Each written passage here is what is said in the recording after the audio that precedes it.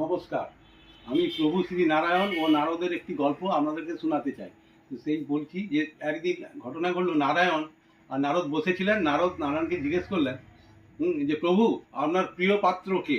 তখন নারায়ণ সঙ্গে সঙ্গে মর্তের দিকে হাত দেখিয়ে বললেন, ওই যে মানুষগুলো কর্ম করে যাচ্ছে ওরাই আমার প্রিয় পাত্র। তখন নারদ শুনে মনে বেজায় দুঃখ পেলেন। দুঃখ পেয়ে বললেন, প্রভু এ কী করে আপনি বললেন? আমি সবসময় আপনারই নামগান করি, অথচ ওরা প্রিয় হলো?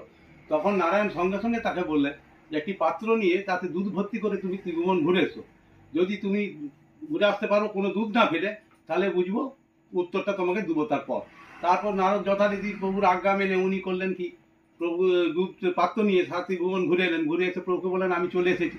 তখন প্রভু তাকে বললেন যে তুমি কি কোনো ফোঁটা দুধ ফেলেছো? বলছে, না, আমার কিছুই পড়েনি। বলছে, এর মধ্যে তুমি আমার নাম কতক্ষণ করেছো বলো?